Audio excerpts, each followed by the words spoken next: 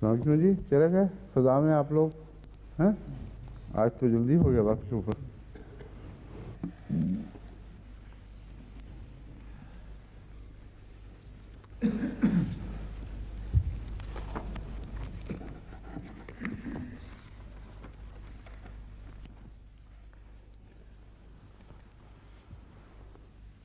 औज़ु बिल्लाहि मिनश शैतानिर रजीम बिस्मिल्लाहिर रहमानिर रहीम व इन खिफ्तुम अल्ला तुक़सितू फिल यतामा फन्किहू मा तआब लकुम मिनन निसाए मसना व सुलासा व रुबा फ़इन खिफ्तुम अल्ला तादिलू फ़वाहिदतन औ मा मलकत ऐमानुकुम ज़ालिका अदना अल्ला तऊलू। और अगर तुम ये खौफ रखते हो कि यतीमों के बारे में इंसाफ से काम नहीं ले सकोगे, Et si vous craignez de ne pas pouvoir agir avec justice envers les orphelins, alors épousez des femmes de votre choix, 2, 3 ou 4.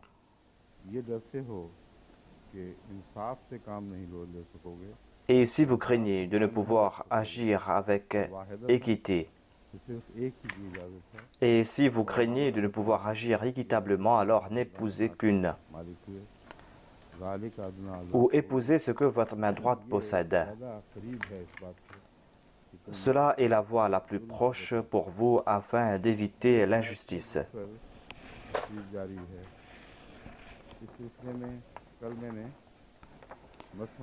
Je suis en train de commenter sur ce verset. Et à ce propos, hier j'ai présenté l'usage des termes Mathna, wa Thulatha, wa Ruba'. J'ai présenté une note venue de la Palestine et il était dit dans cette note que on utilise aussi cette forme pour les chiffres qui dépassent 4. J'ai déjà commenté à ce sujet. En tout cas, l'usage est différent de ce qui a été présenté dans ce verset. Et j'ai aussi présenté mes doutes à ce sujet. Il se peut qu'il y ait eu des malentendus concernant les propos de Hadrat Imam Bukhari. En tout cas, dans la langue arabe, il n'y a pas cet usage concernant les chiffres que l'on double après le chiffre 4. J'ai reçu aussi une réponse de la Palestine à ce sujet. Selon eux, cet usage existe. En tout cas, j'ai confié cette tâche à Hafiz Muzaffar Ahmad Sahib et à Sayyid Abdul Hayy. Je leur ai demandé de faire davantage de recherches à ce sujet. Puisqu'on a évoqué cette question, je vais devoir maintenant présenter la réponse.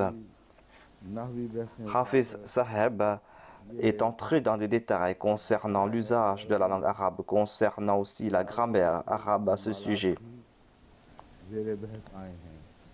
Et il a déclaré que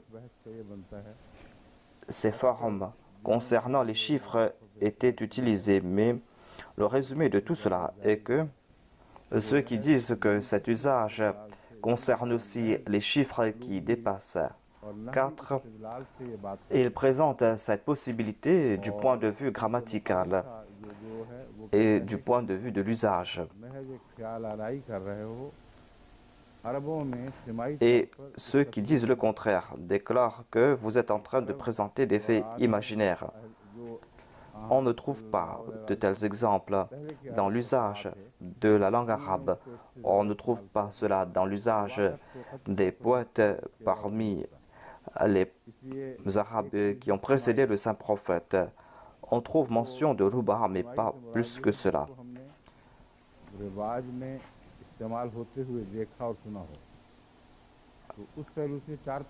Et il y a donc cet usage et l'usage de la langue arabe.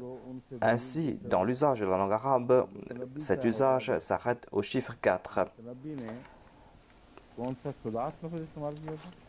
Mais les autres ont cité Mutanabbi. Par exemple, il est dit que Mutanabbi a utilisé le terme Sudas.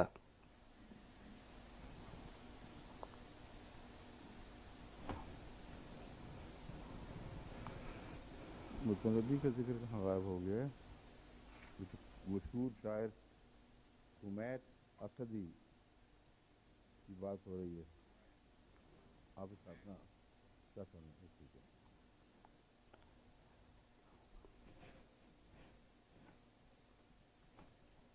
Mutanabbi ने अपने एक शेर में सुदास इस्तेमाल किया है, सुदासी है, लेकिन तनकीद निगारों ने मुतनब्बी के इस इस्तेमाल को गैर Moutanabbi, dans un de ses poèmes, a utilisé le terme Soudas. इस पर Mais तनकीद les autres ont déclaré que cela n'est pas en accord avec l'usage. Arab Il y a un certain Hariri qui a critiqué cet usage. चोटी का मकाम रखने वाले हैं जिनके मकामात हरीरी अपने रंग में Il y a un grand linguiste arabe qui s'appelle Hariri उस हरीरी ने et il est incomparable concernant son éloquence et शामिल नहीं था, इसलिए Hariri n'a pas accepté cet usage en disant que cela n'est pas utilisé dans la langue arabe. Peut-être que cela बिल्कुल और बात est en accord avec la grammaire, mais cela n'a pas été utilisé de manière éloquente dans la langue arabe. का मौक़िफ़ बिल्कुल Le résumé de tout cela उनकी मुराद est que le point de vue de l'imam Bukhari est exact. और बलीग कलाम बोलने वालों ने Tel était le sens de ses propos, c'est-à-dire que dans l'usage de la langue arabe, après Ruba, après le chiffre 4, on ne double pas les autres chiffres. 6 7 7 8 8 9 9 की का मज़मून है ही नहीं। Ils ont cité un vers d'un poème. 6 और Et là-bas, पर इस्तेमाल on ne trouve pas ce sujet d'avoir doublé les chiffres 6, 7, 8, 9. On a tout simplement utilisé les chiffres 6 dans ce sens. En tout cas, ce débat ne nous concerne plus. Il est dit dans ce verset Mathna wa thulatha wa ruba, c'est-à-dire 2, 2, 3, 3, 4, 4. खुमासा के Les poètes arabes n'ont pas utilisé ces chiffres dans ce sens. Par exemple, ils ont présenté le terme khumasa pour dire que quelqu'un a frappé quelqu'un 5 coups. Indian के पांचों Et là-bas, il est clair qu'on a trouvé 5 coups. Il n'est pas dit 5 et 5 coups. लगाई 5 लगाई 6 इस तरह Sur le champ de bataille, qui va compter le nombre de coups qu'il est en train de frapper? उस शेर में तो बहरहाल 5 5 का मजमून दिखाई नहीं देता, मगर हो भी तो वो शेर सफियो बलीग शेर नहीं है। En tout cas, dans ce vers de ce poème, on ne trouve pas cet usage. बलीग कलाम करने वालों ने मसना व सुलासा व रुबा से En tout cas, parmi les Arabes les plus éloquents, on n'a pas trouvé l'usage de ces formes concernant les chiffres qui dépassent 4. बात तक बात छोड़ दी है। Et le Saint-Coran s'est arrêté au chiffre 4 concernant les anges. उलिया जहसन तो 2 2 3 3 4 4 करों वाले तो वही बात को खत्म फरमा दिया है। इसलिए Il est dit Oli Ajnihatin, qui possède 2, 3, 4 L. Et on a doublé les chiffres 2, 3 et 4.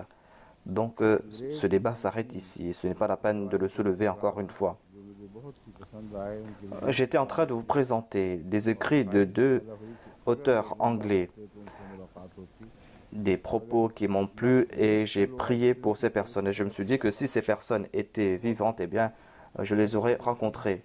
लेट फेलो हैं। Mais late fellow of Trinity College signifie que cette personne est décédée. नहीं था, इसलिए मैंने रब्वा को लिखा या Mais je ne connaissais pas leur histoire, l'histoire de ces auteurs. पैगाम दिया था कि ज़रा C'est pour cette raison que j'ai écrit à Rabwa où ils m'ont envoyé le message concernant, c'est-à-dire de nous présenter ces personnalités.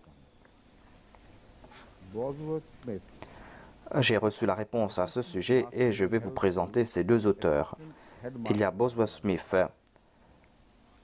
इनकी किताब है Assistant Master, Mohammad Nizam. Headmaster School. Le titre de son ouvrage est Mohammed et Mohammed Nizam. 1874 Ce fut 4 discours qu'il a prononcés पुरानी en 1874 à la Royal Institution of London. बुलंद हो जाता है। Puisque cela date de très longtemps, cela nous fait comprendre que son statut est encore plus grand. Car à l'époque, हिकमत और la plupart des orientalistes étaient aveuglés par les préjugés बड़ी नेकी है। avec sagesse, avec intelligence et courage, il a défendu le saint prophète Mohammed paix soit sur lui. Et c'était là une grande vertu de sa part. Et certainement, les musulmans doivent honorer M. Boswell Smith. En tout cas, nous devons prier pour de telles personnes, des personnes qui, avec bravoure, ont soutenu le saint prophète Mohammed paix soit sur lui. Ensuite, il y a l'auteur Geoffrey Higgins. Je vous ai présenté quelques passages de son livre et je vais vous en présenter d'autres à l'avenir. Il était de la région du Yorkshire. Il était un archéologue.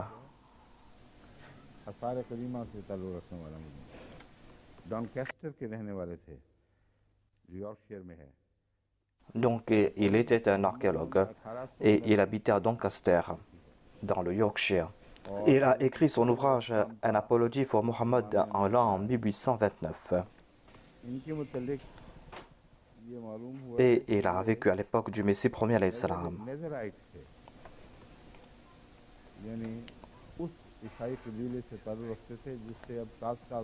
Il était un Nazaréen, c'est-à-dire appartenait à ce groupe des chrétiens qui sont très rares, c'est-à-dire des chrétiens qui acceptent l'unicité de Dieu. Et ils n'acceptent pas Jésus-Christ comme quelqu'un qui s'est séparé complètement de la Bible et qui a apporté une nouvelle religion. Mais les Nazaréens étaient contre la Trinité et ils acceptaient Isa alayhi salam, Jésus-Christ, comme un prophète de la Ummah du prophète Moïse. Dans le Saint-Coran, lorsqu'on trouve mention des chrétiens, on trouve mention dans la plupart des cas des Nazaréens ou des Nasrani. C'est vrai qu'ils tombent dans cette catégorie de ceux qui ont accepté la Trinité par la suite et qu'ils ont accepté aussi l'existence de plus d'un Dieu, mais le Saint-Coran a utilisé le terme Nasrani. Et la raison en est que, tout début, ils étaient des Nasrani. Et il n'y avait pas l'existence du terme chrétien à l'époque. Et ceux qui avaient accepté Jésus-Christ étaient considérés comme des Nasrani.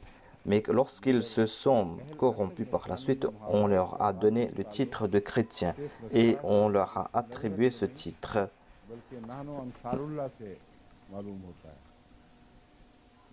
Et le terme Nasrani n'a pas trait uniquement avec la région de Nazareth, mais avec ce qui a été dit Nahnu Ansarullah dans le Saint-Coran. Les Nasrani sont ceux qui ont répondu à l'appel et qui ont déclaré Nahnu Ansarullah. C'est pour cette raison que ce sujet est très intéressant pour nous.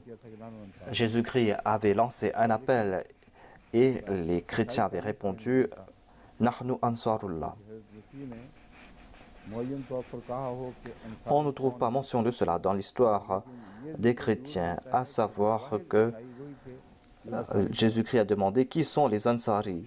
Mais en tout cas, l'on trouve certainement mention de ces chrétiens qui acceptaient l'unicité de Dieu, où il y avait peut-être des Ébonites qui étaient un groupe parmi les Nasrani. J'ai déjà fait des recherches à ce sujet et peut-être qu'on va trouver leur existence en Mésopotamie, dans la partie nord de l'Irak. Dans la plupart des cas, ils se trouvaient dans la partie nord de l'Irak. On trouve ces quelques groupes là-bas. En tout cas, ceux qui ont la possibilité doivent faire des recherches à ce sujet. Nombre de leur littérature a disparu. Dans leur Bible et dans leur littérature, il y a beaucoup de matériaux qui soutiennent l'islam et le Coran, ou qui doivent soutenir l'islam et le Coran. En tout cas, tout Ahmadi qui peuvent le faire doivent faire des recherches sur la Bible des Nasrani, des Nazaréens et des Ébonites. On va trouver beaucoup de choses contre les concepts erronés des chrétiens d'aujourd'hui. Les Nasrani existaient jusqu'au siècle dernier. Et on doit aussi faire de telles recherches ici au Royaume-Uni. Est-ce qu'ils ont une église ici ou pas? est-ce qu'ils ont une communauté ici ou pas. Et on doit aussi étudier leur littérature. On doit aussi trouver la famille de Geoffrey Higgins. Sa famille se trouve peut-être à Doncaster. Peut-être qu'il a aussi sa bibliothèque personnelle. Et on peut trouver beaucoup de choses là-bas.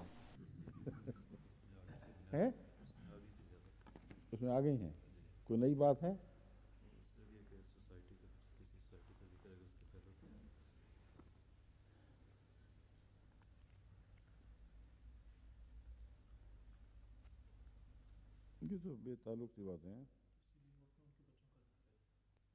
अच्छा, इसमें उनके बच्चों का भी मौजूद है अभी तक जिंदा है। Ainsi, ces enfants sont toujours vivants. नहीं, लेकिन जो मैं कह रहा हूँ उनकी जो इस वक्त उनके पसमानदगान में से अगली नस्ल भी तो गुजरी होगी कुछ, अगर हो तो उनसे ये राब्ता। Est-ce qu'on trouve aussi ses descendants? Est-ce qu'on trouve aussi ses descendants peut-être? Et certainement, on doit entrer en contact avec ces personnes. On doit visiter aussi la maison de cet auteur. On doit aussi regarder sa bibliothèque. Quels sont les ouvrages qu'il a préservés? Car ici, on ne trouve pas beaucoup de matériel pour nous. C'est-à-dire, quels étaient les évangiles des Nasrani, des Nazaréens? Et quel était le débat entre les autres chrétiens?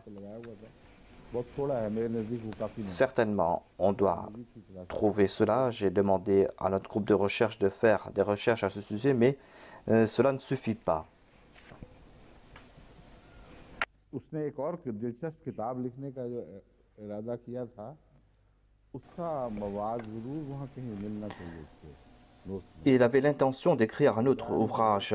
Certainement, on doit trouver ces notes quelque part.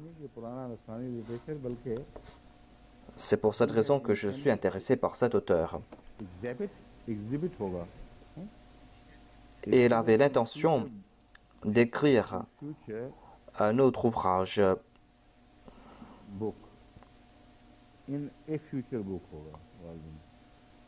He had intended to exhibit in a future book the Christianity of Jesus Christ from his own mouth. Il avait l'intention de présenter dans un autre ouvrage le christianisme de Jésus-Christ. Il se disait être un Nazaréen.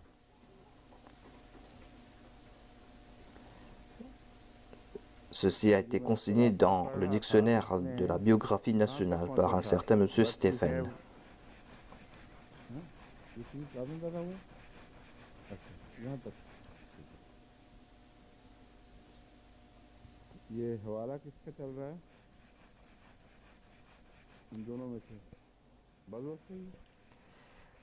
J'étais en train de présenter les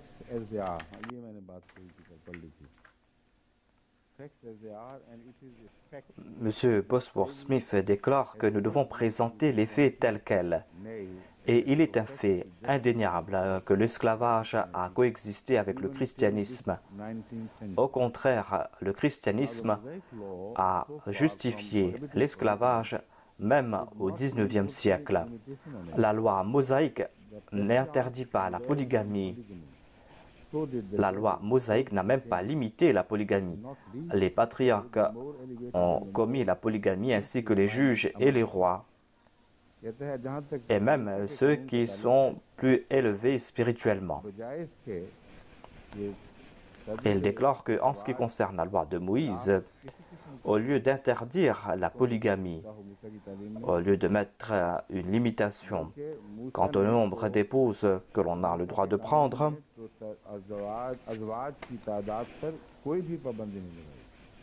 la loi de Moïse n'a pas limité le nombre d'épouses qu'on a le droit de prendre. Loin de mettre un frein à la polygamie, on n'a même pas limité le nombre d'épouses qu'on a le droit de prendre.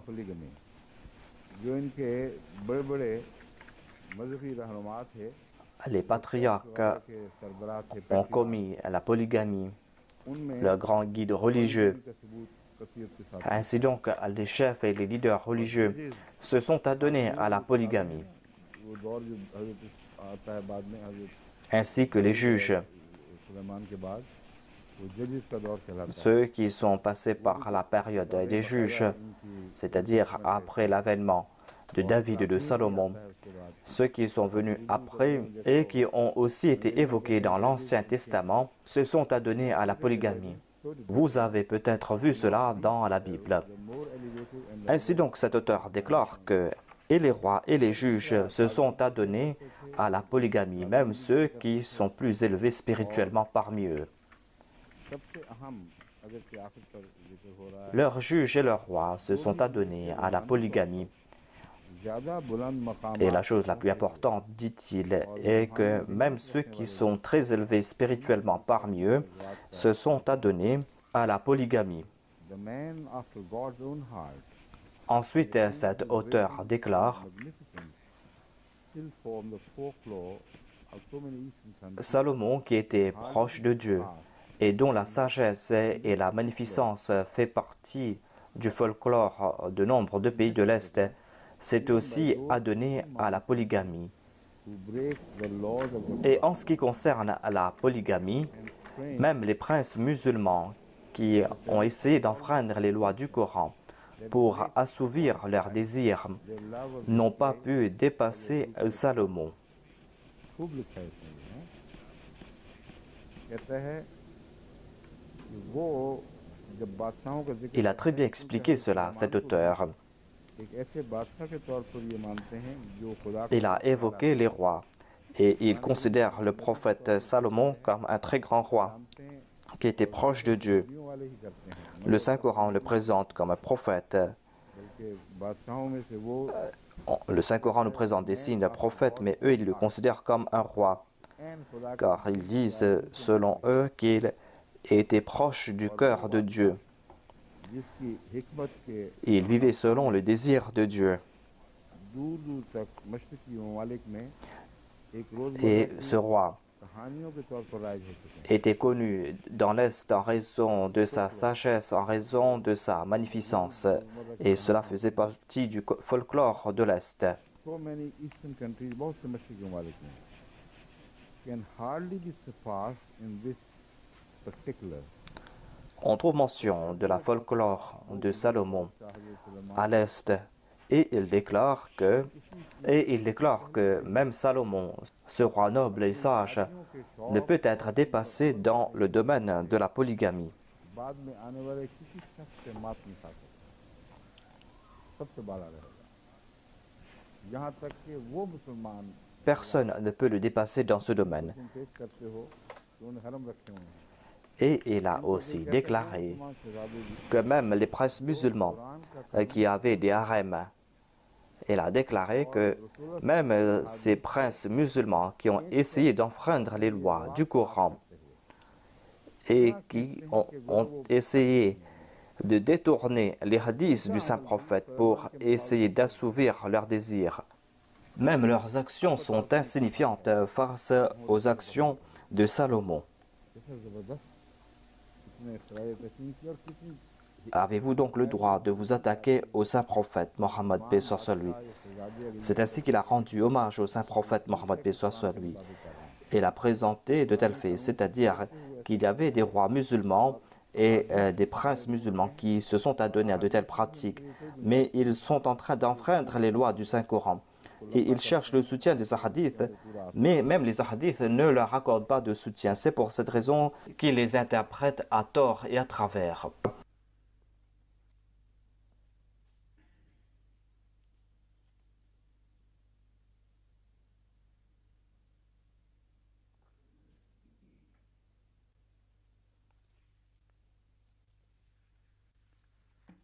आगे है, कहता है the Arabs of the ignorant, for instance, allowed any number of wives. The Quran Les Arabes de l'époque de l'ignorance, par exemple, avaient le nombre d'épouses qu'ils voulaient, mais le Saint-Coran est en train de limiter le nombre d'épouses légales à 4. whoever attempted to improve to impose Et any Napoléon a déclaré que Mohammed était le seul législateur de l'Est qui a essayé de restreindre la polygamie. C'est un fait que l'on doit comprendre. 21, 128. वन उसके बाद है 121 यानी एक पहला हिस्सा किताब का उसके 120 सफ़ा C'est un ouvrage sur l'Égypte et qui concerne aussi une analyse concernant les lois de l'islam qui ont trait aux femmes et aux esclaves. बहुत अच्छा एक नेपोलियन का भी दिया है कहता है अरब अपनी जहालत के ज़माने में Il a cité aussi Napoléon ici. Il a déclaré que les Arabes, à l'époque de l'ignorance, avaient le nombre d'épouses qu'ils voulaient et n'avaient pas de loi qui restreignait le nombre d'épouses. Certainement, le Saint-Coran a limité cela au nombre de 4. Et il a déclaré qu'on doit évoquer ici un commentaire de Napoléon. Napoléon a déclaré qu'aucun législateur de l'Est, et on ne trouve pas mention d'aucun législateur de l'Ouest, il a déclaré ici que dans le monde entier, il n'y a aucun légiste, sauf le saint prophète Mohammed sallallahu alayhi wa sallam, qui a essayé de limiter le nombre d'épouses qu'on a le droit de prendre. C'est une parole pleine de sagesse. Et même des musulmans n'ont pas eu l'occasion de présenter de tels faits. Napoléon a accepté l'islam, il a été impressionné par l'islam. C'est pour cette raison qu'il a fait de très bons commentaires concernant l'islam. Il a déclaré que dans l'Est tout entier, on n'a pas trouvé de légiste qui a essayé de limiter le nombre d'épouses qu'on a le droit de prendre. Et sauf le saint prophète Mohammed sallallahu alayhi wa sallam a accompli une telle œuvre.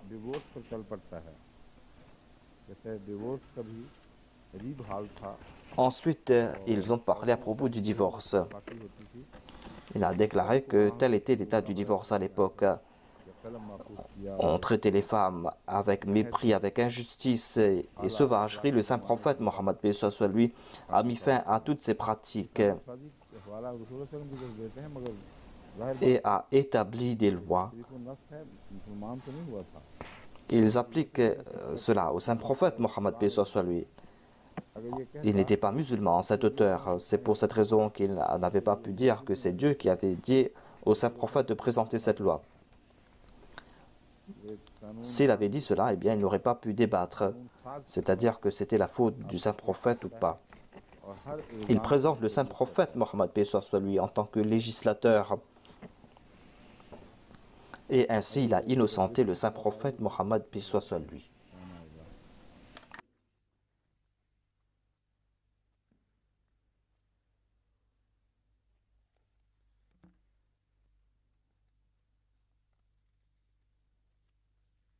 मुल्क में अच्छे लोग आके गुजर गए हैं खाक में क्या सूरतें होंगी कि पहनाओ गए इनको ये इतना ज़्यादा उछालते भी नहीं Il y a de très bonnes personnes qui sont passées ici. C'est pour cette raison qu'on ne présente pas les œuvres de telles personnes dans la littérature d'ici. Il y a un autre passage de M. Godfrey Higgins, un passage tiré de son ouvrage Apology for Muhammad.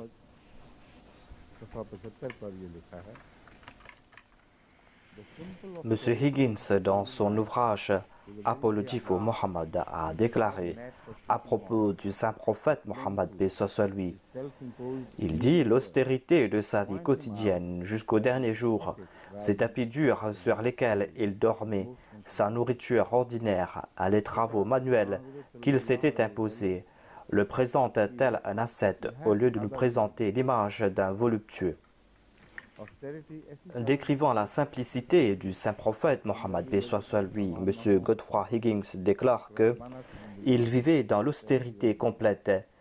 Il n'y avait pas autour de lui des choses pour lui accorder le plaisir. Il vivait tel un moine.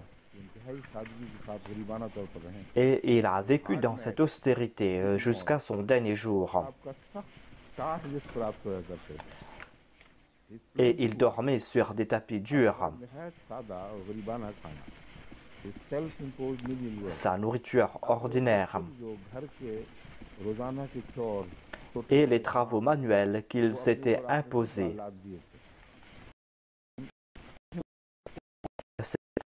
Tout ça indique qu'il était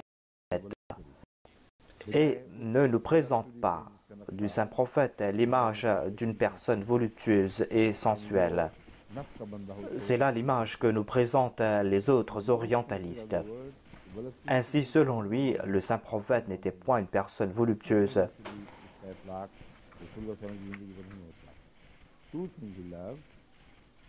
Le saint prophète n'était point voluptueux dans tous les sens du terme. Il aimait deux choses, les femmes et les parfums. C'est vrai qu'il aimait deux choses. Il aimait les parfums et les femmes. Les parfums sont inoffensifs. Et le cas de ces femmes a besoin de certaines réponses spécifiques. En ce qui concerne les femmes, eh bien, on doit méditer sur l'état de ces femmes. On va trouver la réponse. Mais il n'a pas compris cela. Aux États-Unis d'Amérique, j'ai prononcé un discours et cela a été publié dans la langue anglaise peut-être ou pas.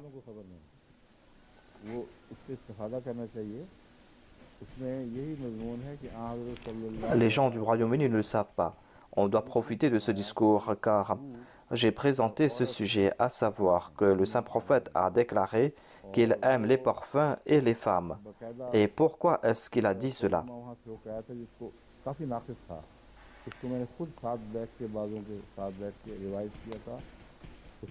Donc, on avait présenté une traduction. Moi-même, j'ai fait la révision de cette publication, mais je pense que cela a déjà été publié.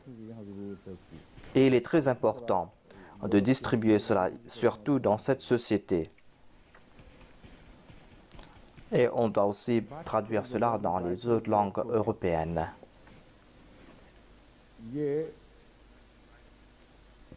Godfrey जो है, गॉडफ्री नाम है ना इसका,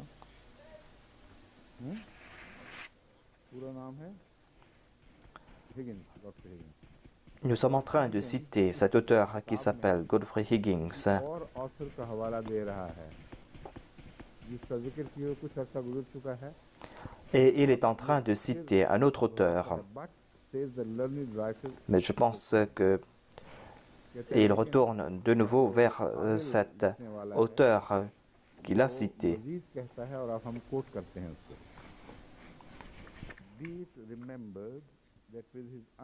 Il est en train de citer cet auteur qui déclare « Il sera bon ton de se souvenir ici du fait que le saint prophète Mohammed paix soit sur lui était tout-puissant et qu'il aurait pu ne pas limiter le nombre de ses femmes à un chiffre insignifiant comparé au harem de ses successeurs.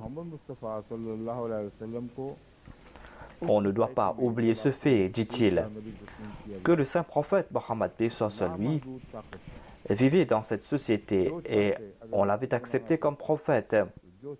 Il avait un pouvoir illimité dans cette société. Il pouvait faire ce qu'il voulait. Et il aurait pu ne pas se limiter au nombre d'épouses, et cela comparé au harem de ceux qui l'ont succédé. Et ainsi, ces rois n'avaient pas limité le nombre de femmes dans leur harem.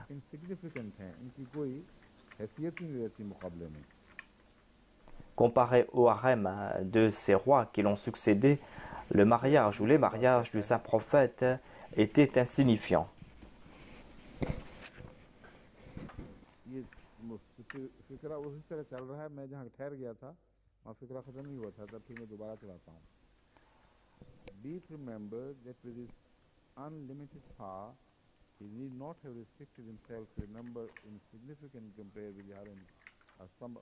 Ainsi, il déclare « Il serait bon ton de se souvenir ici du fait que le saint prophète était tout-puissant et qu'il aurait pu ne pas limiter le nombre de ses femmes à un chiffre insignifiant comparé au harem de ses successeurs. » Et ici, il est en train de parler des épouses du saint prophète Mohammed, paix soit sur lui. Il a déclaré sauf une de ses femmes, toutes les autres étaient des veuves, et que l'une de ces veuves était dotée d'une humeur si terrible que Abu Bakr et Othman avaient poliment refusé de se marier avec elle avant que le prophète ne se marie avec elle. La satisfaction de vivre avec une femme aussi rude ne peut sûrement pas être excessive. Ici, l'auteur a utilisé le terme vixen pour décrire une femme qui est très dure, qui a un tempérament très difficile. Voilà l'usage que nous présentent les dictionnaires anglais, c'est-à-dire une femme qui a un tempérament très difficile.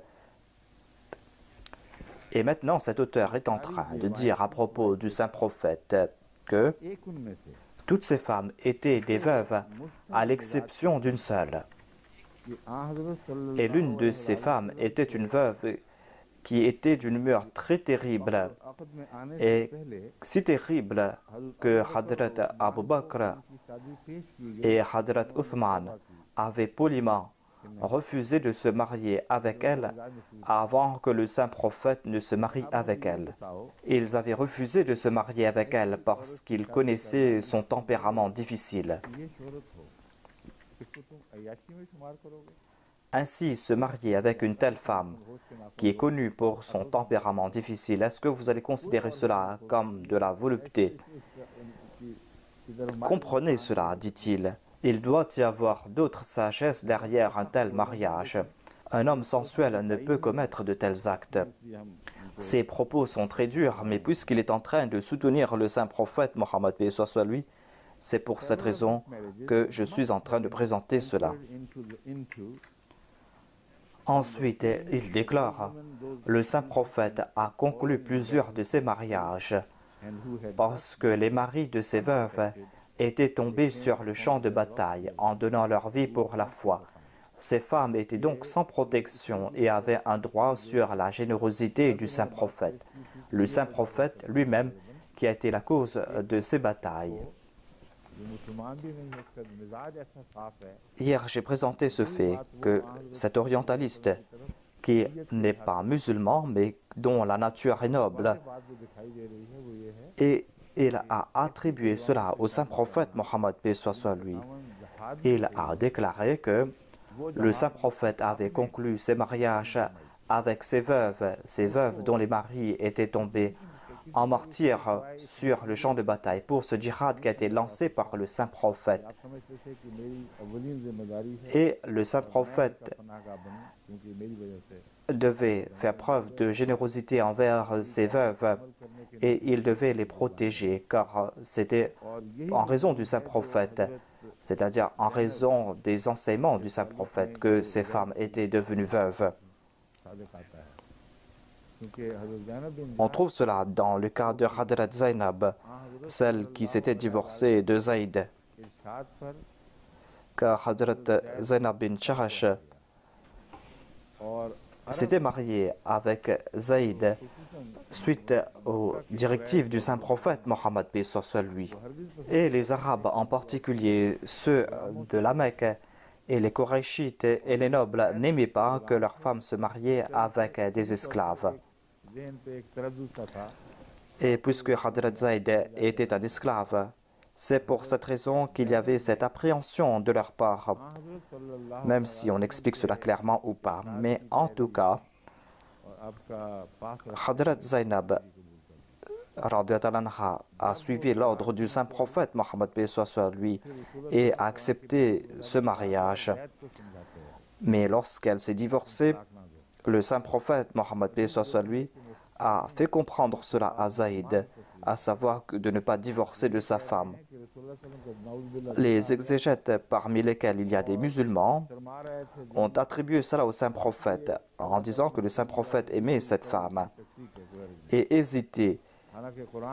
C'est pour cette raison que Dieu lui a dit qu'il ne doit pas se soucier de cela. Alors que le Saint-Coran nous explique cela clairement, qu'il est parti voir Zayd à plusieurs reprises en lui disant de craindre Dieu et de ne pas se divorcer de sa femme. Celui qui est amoureux de l'autre ne va pas dire de telles choses. Par la suite, le saint prophète s'est marié avec elles, tout comme il s'était marié avec ses veuves. C'est-à-dire, l'esprit était le même. C'est-à-dire que cette femme avait fait un sacrifice pour la cause de l'islam et je dois soutenir cette femme. Voilà ce qu'a présenté M. Godfrey.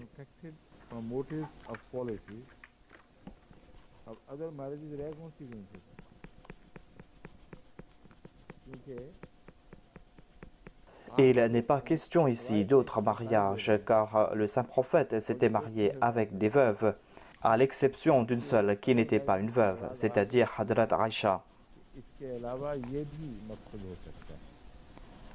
Ainsi, quand il est en train de dire les autres mariages, il veut présenter d'autres raisons concernant ces mariages. Sinon, il n'y avait pas d'autres mariages. Il s'était marié avec des veuves dans la plupart des cas. Il déclare donc qu'il s'était marié aussi pour des raisons politiques afin de se concilier avec les chefs des factions rivaux. Et peut-être la raison la plus forte dont il est impossible de surestimer la force qui a poussé Mohammed à prendre femme après femme était son désir pour avoir une progéniture masculine.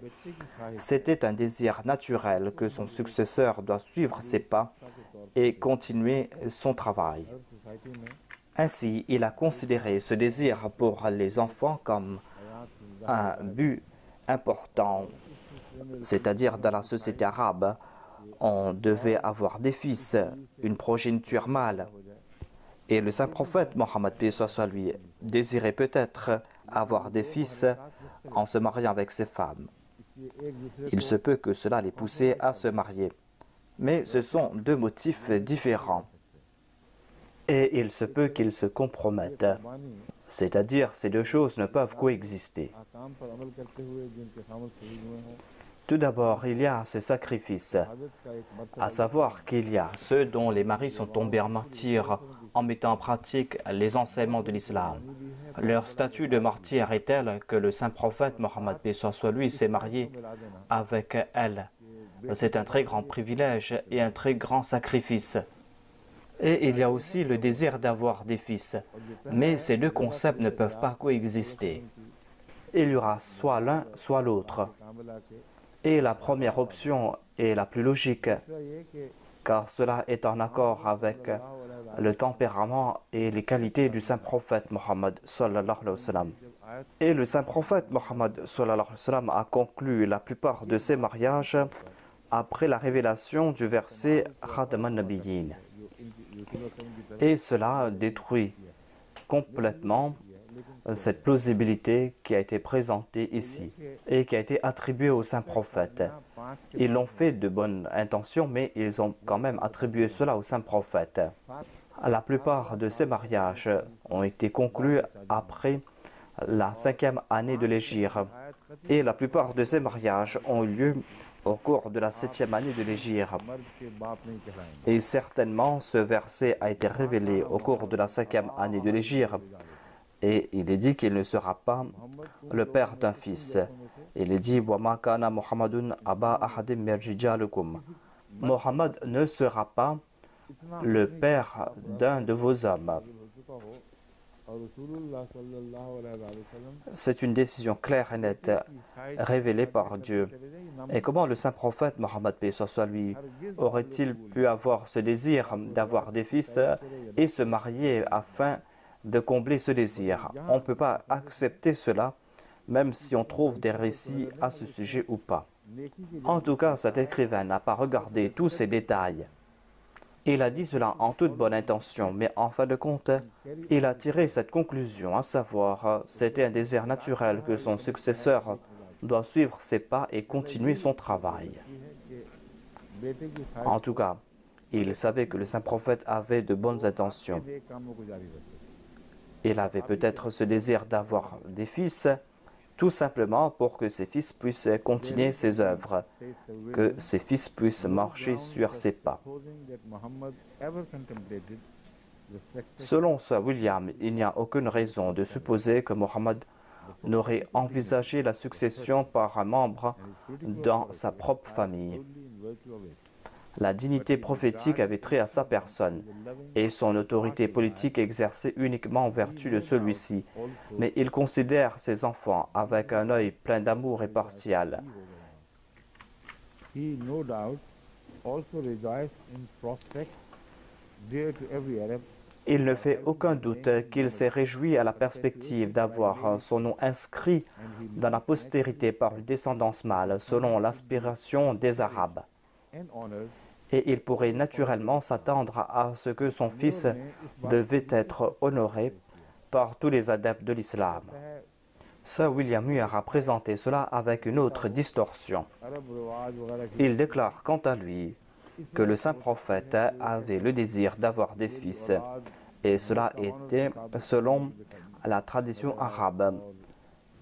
मुअज़्ज़ज़ एक नस्ल हो Il voulait avoir un fils afin que ce fils soit toujours honoré par les adeptes de l'islam. जो तर्ज़ बयान है Cette conclusion qu'il a tirée ici नहीं मगर est tout à fait erronée ici, même s'il n'a pas été animé par son animosité à l'égard du saint prophète. Sir William more की तहरीर का इसी तहरीर का पहला वाला हिस्सा Il n'a pas été animé par cette animosité parce que और यहाँ on a présenté une autre partie de Sir William Muir. वो ये Et il est en train de prouver qu'ici, William Muir n'est pas en train de présenter cela par animosité. कभी भी Car il est en train de dire ici ऐसा qu'il n'y a aucune raison de supposer था ना que Mohammed sallallahu alayhi wa sallam n'aurait envisagé नतीजा निकल la succession par un membre de sa propre famille, आगे जारी c'est-à-dire qu'il y aurait une succession princière William more लिखता après le saint prophète Mohammed sallallahu alayhi wa sallam. कतई तौर पर एक ज़ाती एजाज था जो औलाद की तरफ मुंतकिल नहीं हो सकता था बस वो बात Il déclare que sa dignité prophétique et spirituelle avait trait à sa personne कम से et ne pouvait être transférée à ses descendants. किरदार के हवाले Ce sont des faits que les chiites n'ont pas compris. किरदार के हवाले Tout au moins, M. William Muir a compris cela par rapport au comportement du saint prophète Mohammed paix soit lui. का ये तबसरा होता Il a parlé donc à propos du caractère du saint prophète Mohammed paix soit lui. Si un simple chrétien disait cela, les chiites auraient dit « Mais qu'est-ce que nous aurons à faire avec ça ?» वार करने Les chrétiens peuvent dire ce qu'ils veulent. वो ईसाई मोहम्मद रसूलुल्लाह की Mais c'est un chrétien qui est tel qu'il profite de chaque occasion pour s'attaquer au saint prophète Mohammed paix soit lui. Et ce chrétien est en train de prouver cela par rapport au caractère du saint prophète Mohammed paix soit lui. Et il a déclaré, il n'y avait pas la moindre supposition के बच्चों की तरफ ही que le saint prophète aurait désiré transférer son héritage spirituel à ses enfants, tout comme cela se fait dans les monarchies. C'est pour cette raison que sa conclusion n'est pas basée sur l'animosité. फिर यही मजमून निगार अब बात को आगे बढ़ाते हुए लिखता है फॉर 5 and 20 Ensuite, il déclare à propos du même sujet que le saint prophète Mohammed, paix soit lui, fut fidèle à sa vieille épouse pendant 25 ans. बूढ़ी और बूढ़ी होती हुई बीवी से Pour 25 ans, le saint prophète Mohammed, paix soit lui, a été fidèle envers son épouse âgée. On ne trouve pas la moindre indication contraire à cette situation. Muhammad remained faithful to his elderly wife and when she was 65 Mohammed fut fidèle à sa vieille épouse pendant 25 ans. Et lorsqu'elle a eu 65 ans, eh bien, ils auraient pu célébrer le 25e anniversaire de leur mariage. और वक्त करीब था कि आप Lorsqu'elle avait 65 ans, ils auraient pu célébrer leurs noces d'argent. when first she married Elle lui était tout dévouée, का ताल्लुक comme au premier jour où il s'était marié avec elle. जैसा कि उस वक्त था जब आपने नई नई शादी की C'est-à-dire, le saint prophète était toujours fidèle envers sa femme, comme au premier jour de son mariage. इन 25 सालों के दौरान Durant toutes ces années, il n'y a pas eu le moindre scandale. जबकि स्कैंडल को Au cours de cette période de 25 ans, il n'y a pas eu le moindre scandale. छोटा सा सांप का भी आया हो La phrase que l'auteur a utilisée ici dans la langue anglaise est « breath of scandal », c'est-à-dire qu'il n'y a pas eu le moindre scandale. Il n'y a pas eu le moindre vent de scandale de sa part. never a breath of scandal. Thus far, Muhammad's life will bear Au cours de cette période, dit-il, on peut faire un examen minutieux de la vie du saint prophète Mohammed sallallahu alayhi wa sallam. Mohammad सल्लल्लाहु अलैहि वसल्लम की ज़ात Il déclare, on peut regarder la vie du saint prophète au microscope et l'on va constater qu'il n'y a pas le moindre manquement de la part du saint prophète, qu'il n'y avait pas le moindre défaut en lui. Ensuite, il déclare, par la suite, Khadija est décédée. Il a eu nombre d'épouses par la suite. Certaines étaient belles et jeunes. Par la suite, dit-il, il a eu d'autres épouses qui étaient jeunes et belles et qui étaient riches. Mais jamais il n'a oublié sa vieille épouse. Et elle l'a aimé jusqu'au dernier jour. Au cours de toute cette période, jamais il n'a abandonné son épouse, même pour un seul instant. Et ce fut elle qu'il aimait le plus. Il l'a aimée elle plus que toute autre épouse. Ensuite, il écrit à propos du saint prophète que quand j'étais pauvre, il m'a enrichi. Lorsqu'ils m'ont qualifié de menteur, elle seule a cru en moi. Quand tout le monde était contre moi, elle me fut fidèle. Comment est-ce que je peux oublier cette femme? Comment est-ce que je peux oublier mon épouse? A dit le saint prophète. Quand le monde me qualifiait de menteur, elle a cru en moi. Et quand le monde entier était contre moi, elle me fut fidèle. Et c'est elle qui m'a soutenu de différentes manières. Et ce fut elle qui fut fidèle envers moi. Ensuite, l'auteur déclare que la tendre mémoire de cette vieille épouse dans sa tombe ne peut venir que d'une personne de nature noble. Ne peut venir que d'une personne de nature noble. Ce n'est pas le comportement d'une personne voluptueuse.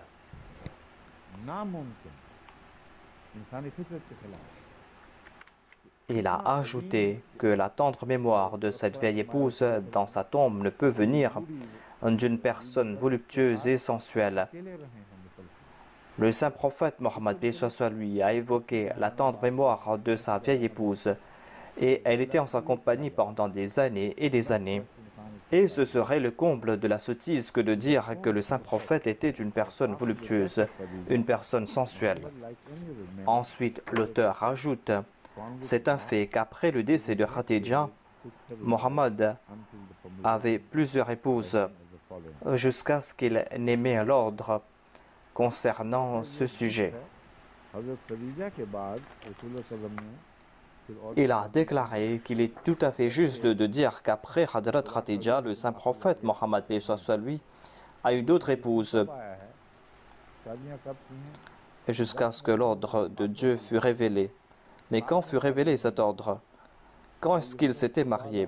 Khadija est décédée en l'an 10 de la Naboua du saint prophète et il s'était marié en l'an 7 de l'Hégire. Et ce fut ensuite que l'ordre concernant le mariage a été révélé. Et le saint prophète s'était marié avant l'an 7 de l'Hégire.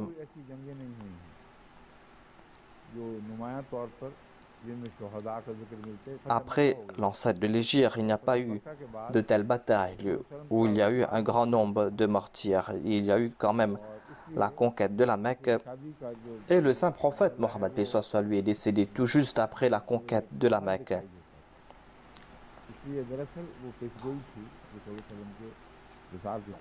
Ainsi donc, il n'allait pas se marier au cours de cette période. C'était une prophétie concernant le décès du saint prophète Mohammed lui. Ainsi, il a su que ce n'était plus opportun pour lui de se marier.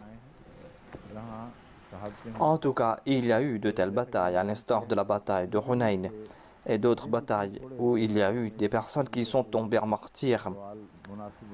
Mais le saint prophète Mohammed lui savait qu'il n'allait pas vivre longtemps et c'est pour cette raison qu'il ne s'est pas marié par la suite.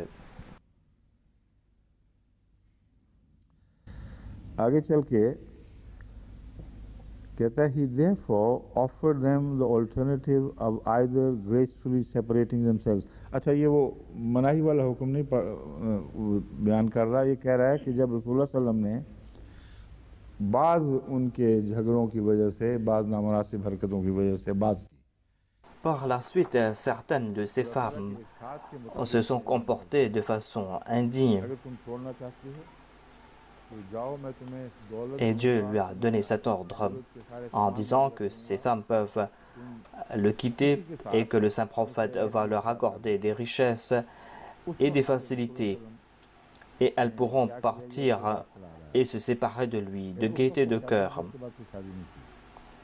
Therefore, Comment le also saint then they prophète were s'est-il guilty of a comporté? wider gracefully separating themselves from him Il s'était and marié learned jusqu'à life cette and période this et immediate l'auteur a marriage, déclaré qu'il having leur life offrit not too l'option long de se and séparer the Lord given gracieusement de him. lui तो afin de ये बहुत profiter des plaisirs de la vie et de ses bienfaits कहते immédiats, हैं कि रसूल chose qui सल्लल्लाहु leur अलैहि fut वसल्लम niée tant qu'elles furent avec lui. दुनिया की लज्जात से C'est किनारा un कशी point इख्तियार très फरमाए। important. Il a déclaré que ces femmes se sont mariées au saint prophète Mohammed paix soit lui ऐसी शादी pour नहीं जो करता éviter les नहीं plaisirs de la वो vie. बेचारी भी भूखी रह Un जाए, homme sensuel ne se marie वो भी pas अच्छा पहनने से मारूफ है pour que ses épouses और aussi अलहदा होने commencent से à ये souffrir.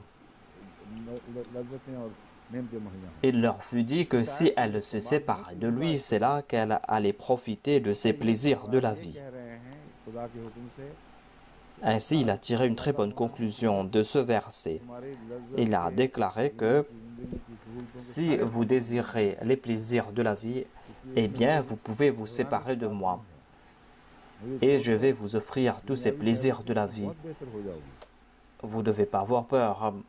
Vous pouvez m'abandonner, a dit le saint prophète, et matériellement, vous serez dans une meilleure situation.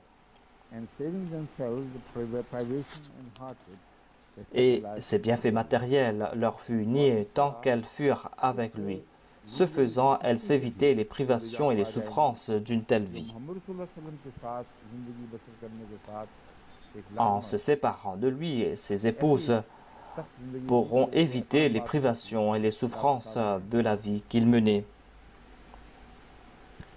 और Il remaining menait une vie de with privation practices et d'austérité, benevolence in will and woe for a yet higher où recompense. elle pouvait rester avec lui tout en तो pratiquant ये choice है le bien dans le bonheur et le malheur pour une meilleure récompense de la part de ये Dieu. है कि La deuxième option de ces femmes était de rester avec lui et de pratiquer le bien dans le bonheur et dans le malheur pour une meilleure récompense de la part de Dieu.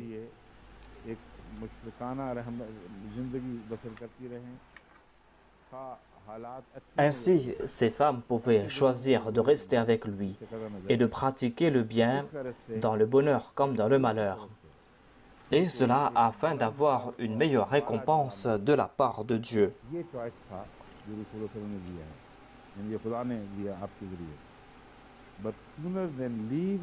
Voilà le choix que le saint prophète leur a donné. Voilà le choix que Dieu leur a donné. Mais au lieu de se séparer de lui, unanimement, elles ont préféré rester avec lui. Toutes ces épouses, en dépit du fait qu'elles avaient reçu la bonne nouvelle qu'elles allaient recevoir ces faveurs matérielles, elles ont préféré mener cette vie d'austérité en compagnie du saint prophète Mohammed sallallahu alayhi wa sallam.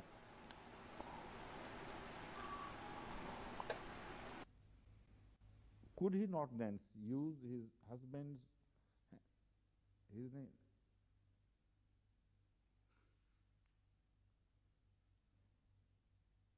अच्छा हिज है मगर रसूलुल्लाह सल्लल्लाहु अलैहि वसल्लम की तरफ ज़मीर जा रही है इसकी और मानों में है। मैं समझा था हर हस्बैंड होना चाहिए लेकिन हिज हस्बैंड्स प्रेरोगेटिव रसूलुल्लाह सल्लल्लाहु अलैहि वसल्लम ने अपना वो इस्तेहकाक जो खामद को होता है ये मुराद है। Le saint prophète Mohammed sallallahu alayhi wa sallam aurait pu user de sa prérogative en tant que mari.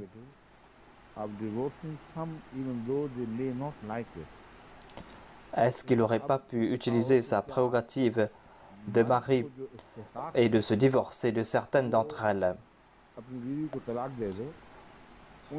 Le saint prophète Mohammed paix soit lui avait cette prérogative que de se divorcer de sa femme.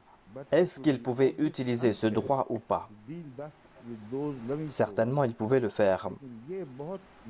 Mais il sera très injuste que de traiter ainsi ces âmes aimantes. Ce sera une très grande injustice que de traiter ainsi les épouses du saint prophète Mohammed, paix soit lui, elles qui éprouvaient de l'amour, elles qui ont fait tous ces sacrifices pour la cause du saint prophète. Et ainsi, ces épouses ont préféré rester avec lui, quelle que soit la situation.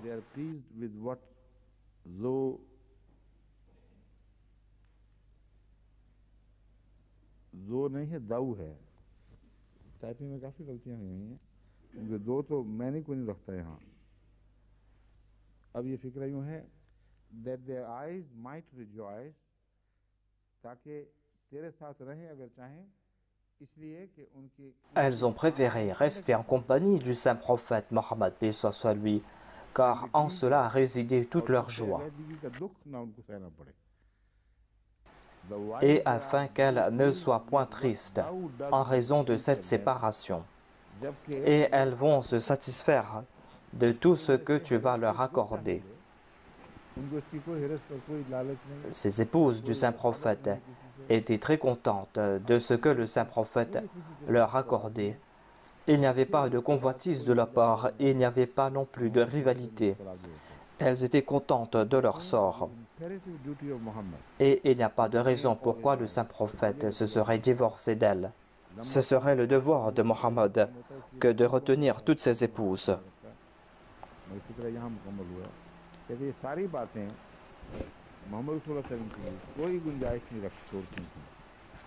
L'auteur de cet ouvrage a déclaré que ainsi, c'est pour cette raison que le saint prophète Mohammed, paix soit lui, ne s'est pas divorcé de ses épouses. Tout au plus, il pouvait se retenir et de ne pas se marier avec d'autres femmes, même après le décès d'une de ses épouses ou de toutes de ses épouses. Voilà donc comment le saint prophète pouvait traiter ses épouses après cet incident.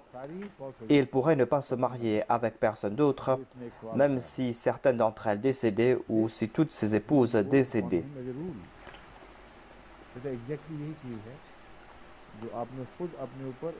Voilà la règle qu'il s'était imposée. Voilà la règle que le saint prophète Mohammed, paix soit lui, s'était imposée. Certainement, ce n'est pas l'œuvre de ce prophète qui s'est permis 12 femmes, alors que ses suivants pouvaient avoir que 4 femmes. Ainsi, cet auteur a condamné l'auteur qu'il citait, qui avait critiqué le saint prophète Mohammed, paix soit lui, et qui a commis un outrage à la mémoire du saint prophète Mohammed, paix soit lui.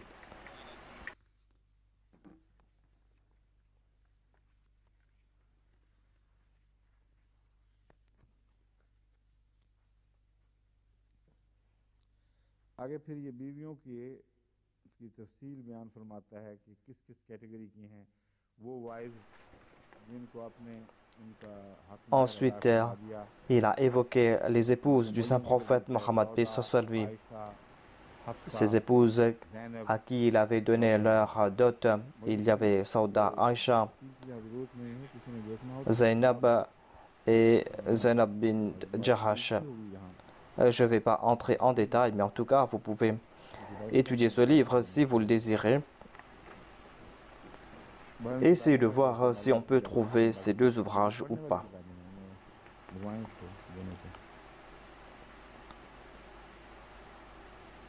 En tout cas, ce sont des ouvrages que l'on doit lire.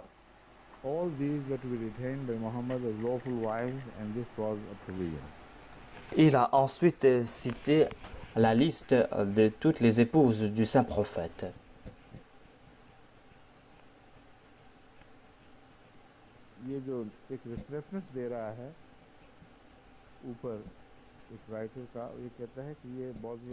Ensuite, il nous présente une référence. Je pense que c'est la référence de M. Boswell Smith.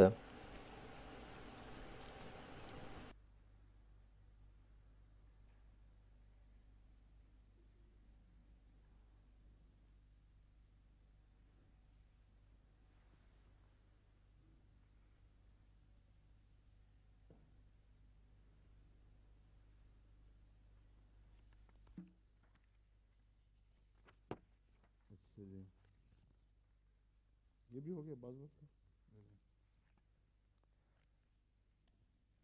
अब है बाइबल की तालीम की रूह से कितनी शादियां जायज़ हैं इसे मैं बयान कर चुका हूँ इनके हवालों में आ गया है Ensuite, il y a la question de la polygamie et la permission de la Bible. वो मैं आपके सामने रख देता Un de ses auteurs avait déclaré auparavant que la Bible n'a pas placé de restrictions sur le nombre d'épouses.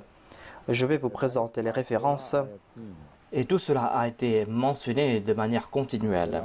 Cela se trouve dans Genèse chapitre 16 verset 3, Genèse chapitre 26 verset 34, Genèse chapitre 28 chapitre 8 et 9, Genèse chapitre 29 verset 23 à 30,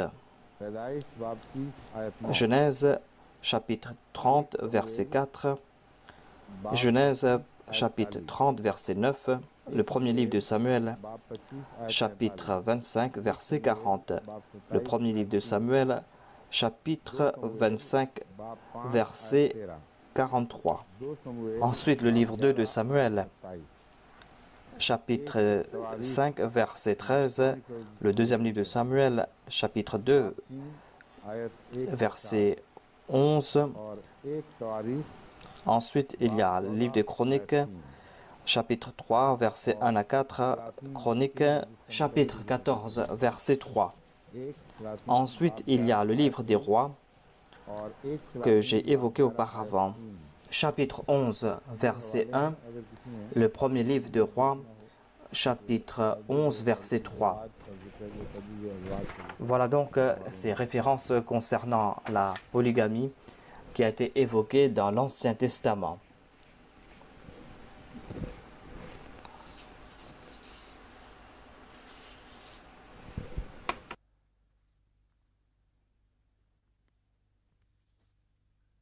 ये जो एक बहस उठाई गई थी कि Ensuite, il y a cette question concernant le Nouveau Testament.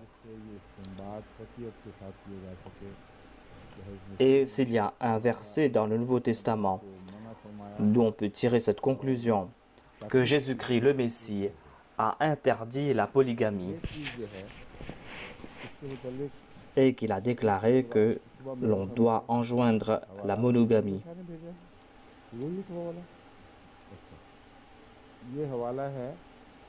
C'est, je pense que Fawzia Shah qui m'a envoyé cette référence.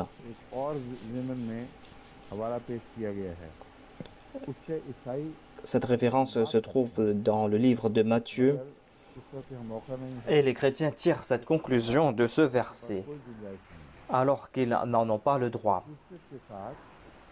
Ils n'ont pas le droit de tirer cette conclusion parce que cela n'est pas en accord avec ce verset. Et comme on le sait, Marie, la mère de Jésus-Christ, s'était mariée avec quelqu'un qui avait déjà une femme auparavant. S'il en fut ainsi, alors Jésus-Christ aurait émis un ordre contre sa propre personne.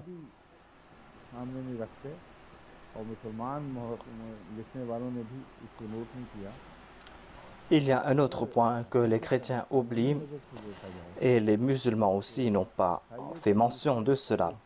Si l'on regarde cela du point de vue légal, eh bien, selon le christianisme, on a la permission d'avoir plus d'un époux. On ne doit pas se limiter à un seul époux, mais on peut avoir plusieurs époux. Et je dis cela par rapport à Jésus-Christ. Il y a certains de ces prêtres qui outragent la mémoire du saint prophète Mohammed sur lui. Il y a aussi d'autres qui ne sont pas des prêtres, mais qui sont coupables de ces mêmes actions. Je leur dis cela afin de rendre la monnaie de leurs pièces. Et je leur demande de me répondre, mais jamais ils m'ont répondu. La question de Hadrat Maryam ou de Marie est très intéressante. Tout d'abord, l'on doit comprendre qu'elle s'était mariée avec Joseph. Et Joseph qui s'était déjà marié auparavant. Et Joseph a eu des enfants à travers Marie.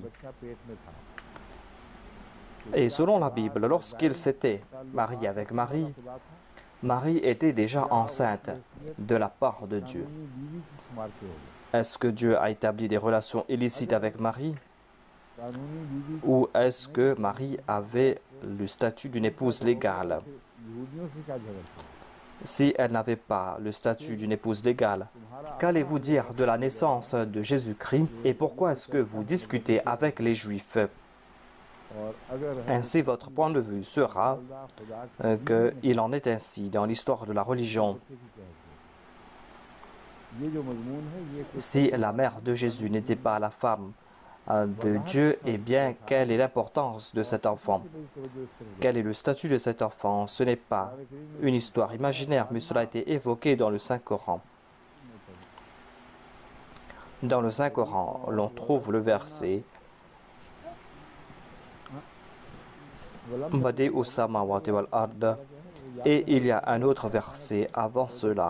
फेरने की वजह से बदल गई लेंथ बदल गई अन्ना यकून लहू वलद अन्ना यकून लहू वलदुन वलम तकुल लहू साहिबा Anna yakunu lahu waladun, वाज़े तौर पर बीवी के मानों में walam takun lahu sahiba. उसका बेटा हो कैसे सकता है Ici, le terme sahiba s'applique à une épouse. C'est-à-dire, comment Dieu peut-il avoir un fils alors qu'il n'a pas de femme? क्योंकि खुदा की तरफ नाजायज ताल्लुकात वैसे ही Eh bien, s'il a eu un fils, eh bien, Marie était son épouse. Car en tout cas, on ne peut pas attribuer des relations illicites à Dieu. कि अल्लाह ताला किसी से शादी करे Car on ne peut pas imaginer cela à propos de Dieu, à savoir que Dieu puisse se marier avec quelqu'un. नुस्खा बयान करना Mais les chrétiens ne comprennent pas cela. का बेटा हो कैसे सकता है Et Dieu a présenté ce point intéressant pour leur faire comprendre cela, और बीवी à savoir comment celui-ci peut être le fils de Dieu alors qu'il n'a pas de femme. नाजायज ताल्लुकात तो नहीं हो सकते Il est important d'utiliser le terme épouse, बेटा हुआ तो खुदा car na'udhu billah min dhalik, Mariam ou Marie n'a pas eu de relation illicite avec Dieu. Mais en tout cas, lorsqu'elle a eu un fils, elle est devenue l'épouse de Dieu. से पहले तलाक दे दी La question est, उसने दो Khaman est-ce que Dieu a divorcé de Marie avant que celle-ci ne se marie avec Joseph? Ou est-ce qu'elle avait deux maris en même temps? Et les chrétiens n'acceptent pas le divorce. Ils disent qu'il n'y a pas le droit de divorce dans la chrétienté.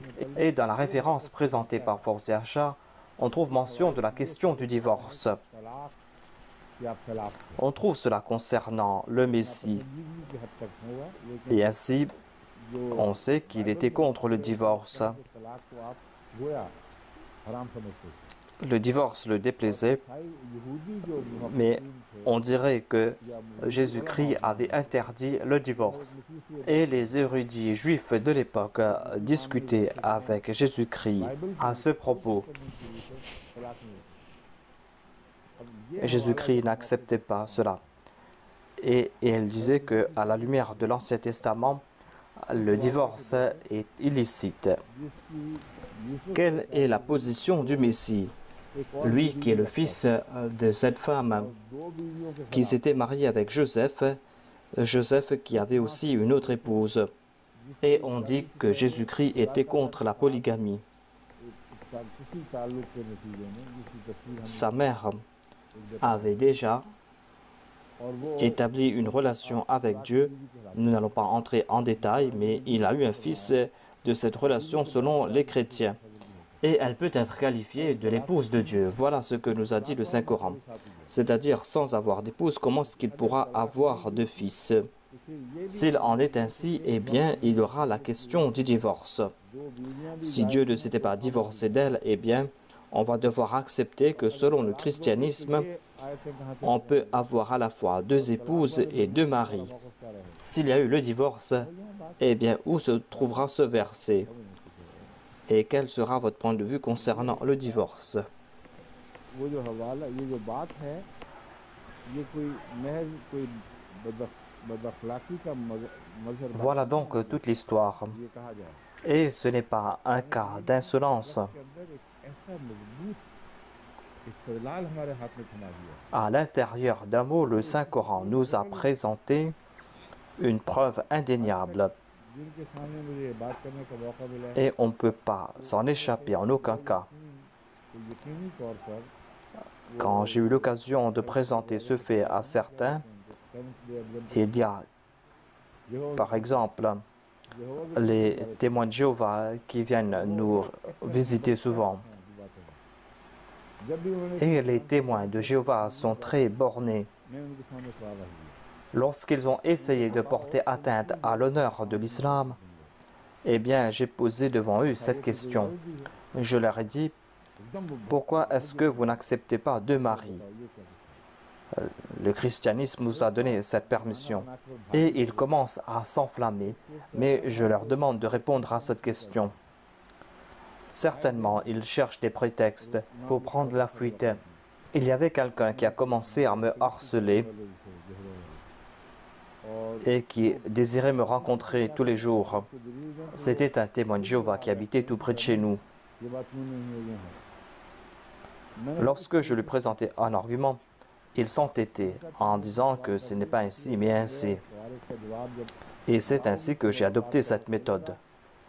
Je lui dis que vous avez posé beaucoup de questions et lorsque vous allez répondre à cette question, c'est là que vous pourrez me rencontrer. Il y avait deux femmes qui venaient me rencontrer.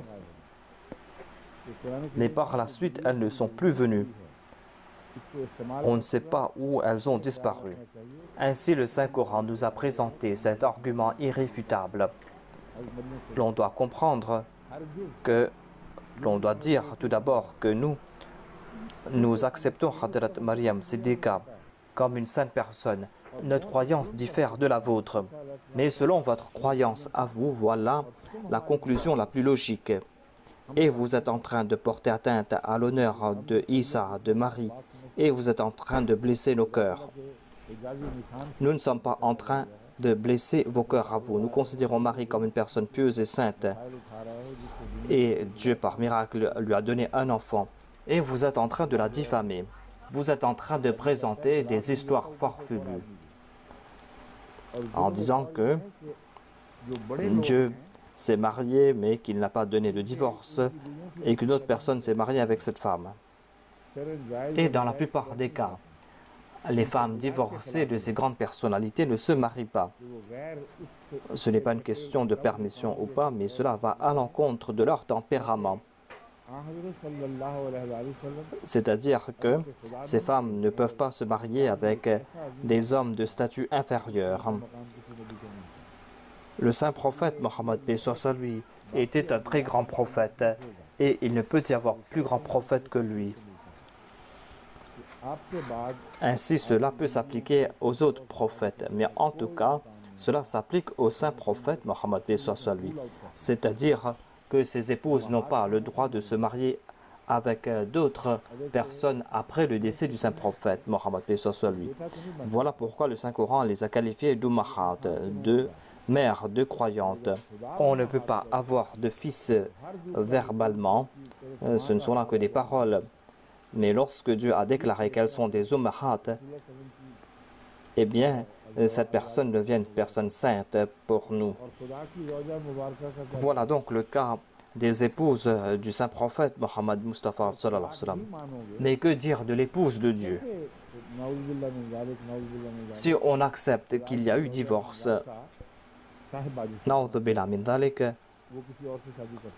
comment dire que l'épouse de Dieu, qui est qualifiée de sahiba par le Saint-Coran, puisse se marier avec quelqu'un d'autre? C'est une pensée immonde. Et cette croyance ne se repose pas sur l'Ancien Testament ni le Nouveau Testament. Voilà la référence qui a été présentée à ce sujet. Je vais vous présenter cela. Puisqu'on a déjà évoqué ce point, eh bien, je dois présenter cette référence qui se trouve dans le livre de Matthieu, chapitre 19, versets 4 et 5. Notre groupe de recherche a fait des efforts pour trouver ce verset que les chrétiens attribuent à Jésus-Christ, dans lequel ils clament que Jésus-Christ a interdit la polygamie. Voilà donc la question. J'ai déjà fait ces recherches et on n'a pas trouvé de verset clair et net à ce sujet. Il y a un autre verset mais qui est douteux et on peut tirer plusieurs conclusions de ce verset. Il y a par exemple Bosworth qui a cité un verset et il a dit la même chose, à savoir que on ne trouve pas un seul verset clair et net qui condamne la polygamie.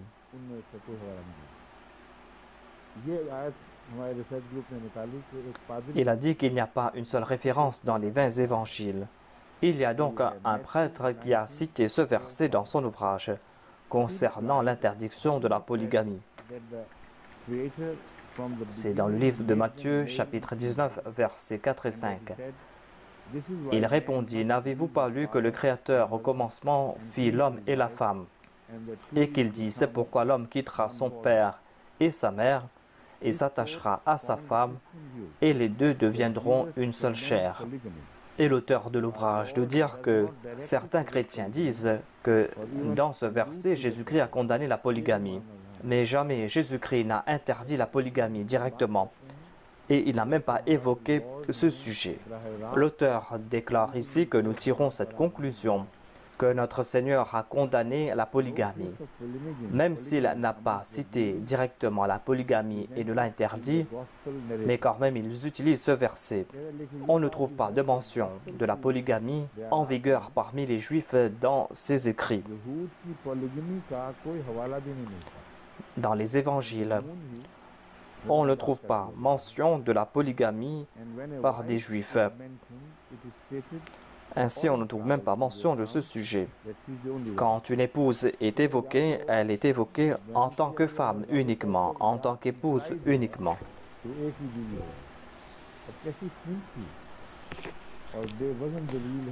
Ainsi, lorsqu'on trouve mention d'une épouse, cela veut dire une seule épouse. Cet argument ne tient pas à la route. Ils acceptent la Bible et ils acceptent aussi Jésus-Christ. Mais en dépit de cela, puisqu'ils n'ont pas trouvé de référence concernant la polygamie, c'est pour cette raison qu'ils disent que la polygamie a été interdite.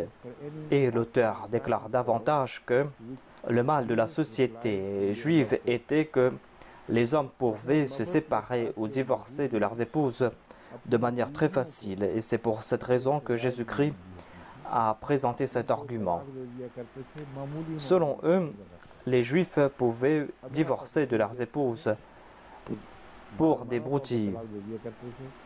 En voyant le moindre manquement de la part de leurs épouses, ils se séparaient de leurs épouses. Et c'est pour cette raison que Jésus-Christ a fait cette déclaration.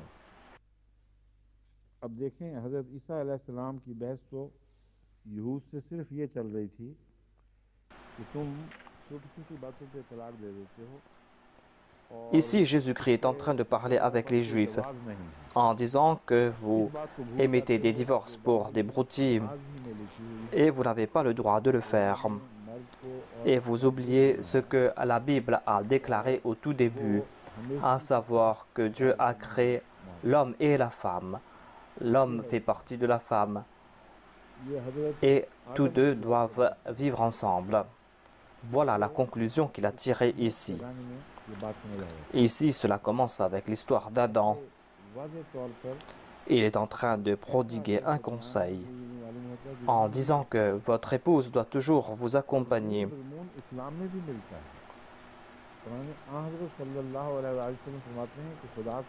On voit aussi la même chose en islam.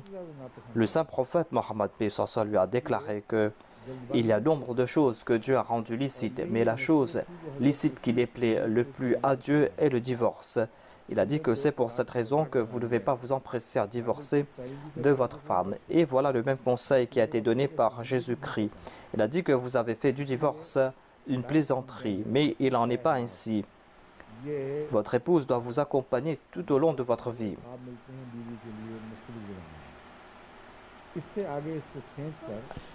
Votre épouse est votre compagnon pour la vie. Mais ici, les chrétiens ont détourné le sens de ces propos en disant qu'on a condamné la polygamie. Mais il n'en est pas ainsi. Car cette Bible que Jésus-Christ a présentée, dans cette même Bible, on trouve mention de la polygamie. Et cela prend de l'ampleur petit à petit. Il y a eu ces grands prophètes qui sont venus, des grands prophètes que les chrétiens ne peuvent condamner en aucune manière. Il y a par exemple le prophète Abraham, le prophète Ishaq, il y a Jacob, Jacob, laissez Ismaël de côté. Tous ces prophètes ont eu plusieurs épouses en même temps. Ainsi, il est tout à fait erroné de la part des chrétiens de dire que puisque Jésus-Christ n'a pas parlé de la polygamie, c'est pour cette raison qu'il a condamné la polygamie. Cette idée est complètement farfelue. Le Messie premier Islam a déclaré cela ouvertement. Il a dit « Étudiez tous les ouvrages de toutes les religions et vous allez constater qu'aucun autre livre, à part le Saint-Coran, aucun autre livre n'a limité le nombre d'épouses. » Voilà la distinction du Saint-Coran. Voilà la gloire de Dieu. Et il nous a offert cet ouvrage qui est parfait, qui est supérieur dans tous les domaines. Il y a des références dans la Bible concernant la polygamie. C'est une autre référence de Deutéronome.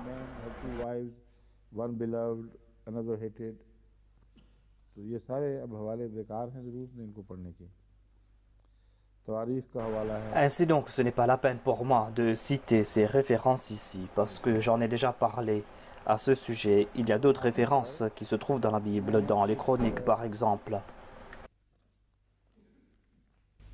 ऐसी बात आपके सामने रखता हूँ जो उसने उठाई है वेरी ने और बड़े जालिमाना तौर पर ये कहा है कि बदअखलाकी की तारीफ. À la fin, je vais citer un point évoqué par M. Wéry. Il a déclaré que dans l'histoire de l'immoralité et dans l'histoire de l'impudence, vous allez constater que les pays où il y a eu plus de dépravation et plus d'immoralité sont les pays qui ont été dirigés par les musulmans. Il a déclaré que ces pays musulmans ont dépassé tous les autres pays dans le monde. C'est un très grand mensonge qu'il a proféré ici. L'histoire du monde est en train de rejeter ce qu'il a dit. C'est une accusation infondée qu'il a proférée. Et tout ce qu'on trouve est contraire à ce qu'il dit. Cela ne concerne pas uniquement les pays chrétiens, mais cela concerne aussi les pays bouddhistes. Ces pays où il n'y a pas de religion, par exemple, dans ces pays où il y a des religions païennes. Vous ne pouvez pas présenter d'enseignements meilleurs que les enseignements de l'islam concernant la propreté, la pureté et la pureté dans les relations conjugales et concernant nos relations avec nos épouses. On ne peut pas présenter de meilleurs enseignements que les enseignements de l'islam. Il y a donc quelques références que je vais vous présenter demain.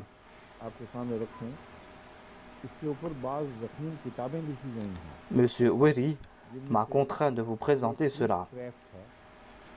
On a écrit plusieurs ouvrages à ce sujet concernant la prêtrise et on trouve des références à ce sujet. Et l'on comprend que selon cet auteur dans le monde religieux, on ne trouve pas d'exemple aussi abominable que d'exemples dans l'histoire du christianisme par rapport aux actes commis par les chefs de l'Église. Ces mêmes personnes qui devaient s'occuper des brebis du Messie, quel était leur état? Voilà l'ouvrage qui a été écrit à ce sujet. Il y a certaines références que je ne pourrais pas présenter, je pourrais en faire mention ici. En tout cas, je suis en train de dire que M. Wéry est un menteur. La situation est tout à fait le contraire de ce.